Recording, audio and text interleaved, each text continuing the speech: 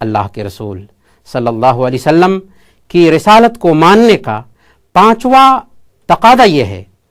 کہ اللہ کے رسول صلی اللہ علیہ وسلم کی شریعت میں کسی طرح کا اضافہ نہ کیا جائے، اس لیے کہ ہم نے محمد صلی اللہ علیہ وسلم کو رسول مانا ہے اور دین مکمل ہو چکا ہے۔ اب اگر کوئی آدمی اللہ کے رسول صلی اللہ علیہ وسلم کے اس دین میں، اللہ کے رسول صلی اللہ علیہ وسلم کی لائی ہوئی اس شریعت میں کسی طرح کا اضافہ کرتا ہے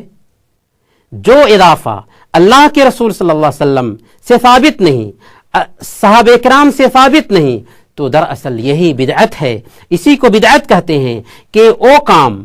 جو اللہ کے رسول اور صحابہ کرام سے ثابت نہ ہو اسے دین کا نام دے کر کے کرنا، یہ دراصل بدعت ہے۔ اور یہ بات یاد رکھیں کہ دین کے نام پر اگر کوئی ایسا کام کیا جا رہا ہے جو اللہ کے رسول اور صحابہ کرام سے ثابت نہیں ہے اس کو بدعت کہیں گے۔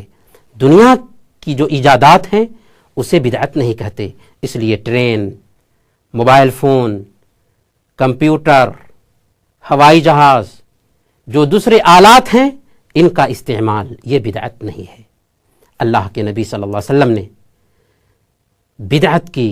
سخت لفظوں میں مذمت بیان فرمائی ہے۔ صحیح مسلم کی روایت ہے،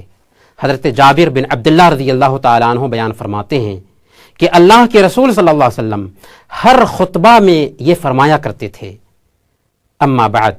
فإن خیر الحدیث کتاب اللہ وخیر الہدی ہدی محمد صلی اللہ علیہ وسلم وشر الامور محدثاتها وکل بدعۃ ضلالہ۔ سب سے بہتر بات اللہ کا کلام ہے اور سب سے بہتر طریقہ اللہ کے نبی کا طریقہ ہے، اور سب سے بری بات دین میں نئی چیزیں ایجاد کرنا ہے، اور ہر بدعت گمراہی ہے۔ جب اللہ کے رسول صلی اللہ علیہ وسلم نے فرما دیا کہ ہر بدعت گمراہی ہے تو کسی کا یہ کہنا کہ دین میں بدعت حسنہ بھی ہوتی ہے یہ تو اللہ کے رسول صلی اللہ علیہ وسلم کے قول کی واضح مخالفت ہے۔ اسی طرح سے اللہ کے رسول صلی اللہ علیہ وسلم نے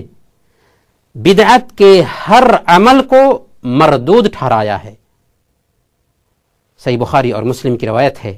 مائی عائشہ صدیقہ رضی اللہ تعالی عنہ بیان فرماتی ہیں، اللہ کے رسول صلی اللہ علیہ وسلم نے بیان فرمایا، من احدث فی امرنا ھذا ما لیس منہ فہو رد، جس نے ہماری شریعت میں کوئی ایسا کام ایجاد کیا جو اس شریعت میں سے نہیں ہے تو وہ مردود ہے۔ اور صحیح مسلم کی روایت کے مطابق اللہ کے رسول صلی اللہ علیہ وسلم نے بیان فرمایا، من عمل عملا لیس علیہ امرنا فہو رد، جس نے کوئی ایسا کام کیا جو ہماری شریعت کے مطابق نہیں وہ مردود ہے۔ اس لیے اگر کوئی آدمی دین میں کوئی ایسا کام کر رہا ہے جو دین میں سے نہیں ہے تو گویا کہ وہ اس بات کا دعویٰ کر رہا ہے کہ شریعت کے اندر کمی ہے۔ یہی وجہ ہے کہ حضرت امام مالک رحمۃ اللہ علیہ نے بیان فرمایا کہ من ابتدع فی الاسلام بدعتا یراها حسنة فقد زعم ان محمدا خان الرسالہ لأن اللہ تعالی یقول اليوم اکملت لکم دینکم۔ جس نے